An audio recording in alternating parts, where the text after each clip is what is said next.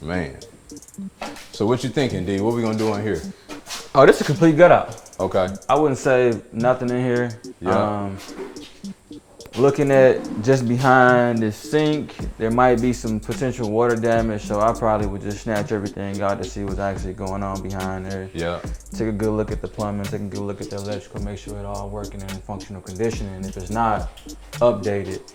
But just to add a little bit of flavor to this kitchen and make it look bigger than what it is, I probably would knock this down. Okay. I probably would knock that wall down. Okay. And if possible, if I can get away with it, I probably would open this up, this wall that we looking at right here. Yeah. And let it all flow. Okay. I just think it'll look better. It won't really add too much value in regards to the ARV, but it'll give it that intrinsic value. There you go. Because that's what I'm looking for.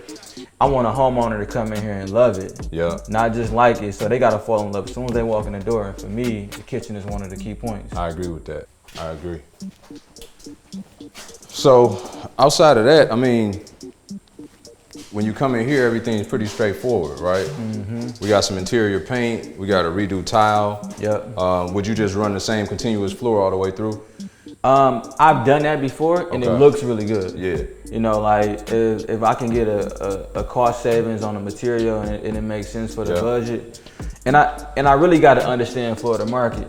I'm mainly investing in the Midwest. Right. So the comps look like, majority of them got ceramic tiling from the kitchen to the bedroom or in the living space in the common area. That's more than likely what I would end up doing. So you hit on something very important, and I want everybody to understand this, all right?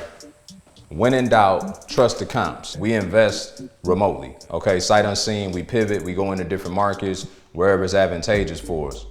And the only way we know the lay of the land when we get there is by looking at the comps. You don't have to guess. Like, making money in real estate is not a guessing game. Absolutely. It's a very pragmatic approach, it's methodical, and you gotta understand what you're doing. Even if he didn't have me to tell him that, he's gonna look at the comps anyway to determine that, all right? So always look at the comps, trust your comps. So we obviously gotta paint all the way throughout. What would you do with these texture ceilings? So from the looks of these ceilings, they're in okay condition. You can tell that they tried to patch some of it already. Yeah. You look at the hallway ceilings, it's two different size ceilings. So for me, I would look at the comps again. But I like to tear these ceilings out. I agree. Either I would do one or two things.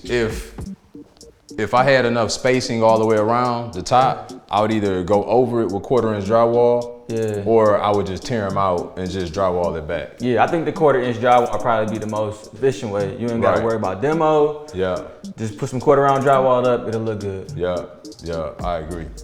One of the things we always look for is our mechanicals, right? Yeah. So your plumbing, electrical, your HVAC, and our HVAC conveniently happens to sit inside of the bedroom. Wow. In the place of where a closet should be. Wow. Right? So essentially what we can do is close this off, open this up, and then open this wall up because there's dead space on the other side to make this the bedroom closet. Okay. You follow me? I'm following you. So we just kind of repurpose this area so that it's more functional and you don't have the furnace next to the headboard. Yeah. So looking at this bathroom, right? Yeah.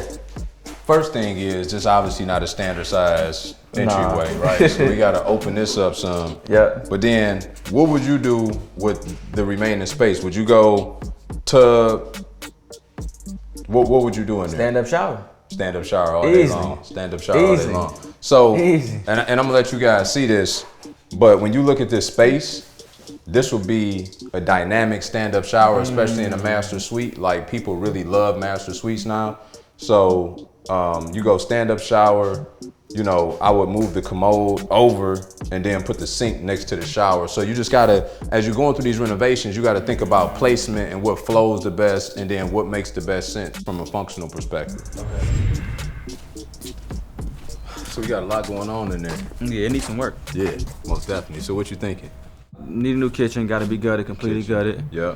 There was 2 bathrooms. One bathroom, it was so horrible that we couldn't even go see it. Y'all didn't even see that bathroom. Right. The second bathroom, it needs some modifications. Yeah. So completely gut out bathroom, and then kind of a half bathroom that you need to add. Okay. Drywall in the ceilings over, quarter round.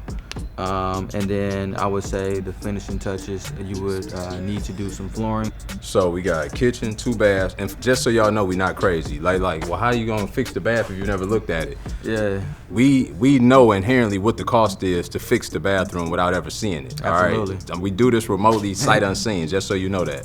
So 2 baths, kitchen, interior paint, flooring throughout, new interior doors, probably got a couple exterior doors as well. Yep. Thinking about 30, 32 Yep. on the inside. Absolutely. And then out exterior, so we had 32 on the inside, we had 17, 18 out. So about 50 grand all in on this project. Now, do the numbers work? So what would the purchase price be? So if we purchase it like right now, let's say we could purchase it for 60, right? Okay. Purchase it for 60, put 50 into it, we at 110. Yeah. Looking at the ARV, we like to play conservative. Let's say we could just sell it at 170. Okay. So that's 60 grand profit. In between, you account for 10% closing costs. Yeah. So now you probably at 50. Yeah. And then you gotta, so cash on cash, you would make 50 to like 45 grand. Right. But then you gotta account for the association of using hard money or using somebody else's money. Yeah. And that's a cost that you gotta factor in as well. Absolutely. Even with that cost being factored in, you can walk away with 35 to 30 grand in your pocket on this deal. Yeah. So would you do the deal? So in the market that we in right now, and basically with the associated costs, I would do the deal. Okay. You know, we in a buyer's market right now. Absolutely. Like they're buying way above asking price. You know, even though I'm not accounting for that in my numbers, I'm confident we'll get a couple buyers in this area to come and close this house. Right. The unique thing about the current market conditions is that we're in a buyer's market as investors, but then we're in a seller's market as investors because we are able to get the buyers to perform well above asking price. Absolutely. No, that's really good. So if y'all want us to keep bringing y'all this sauce, comment below, like it, say yes, whatever you need to do to get my attention, and I keep bringing it to you.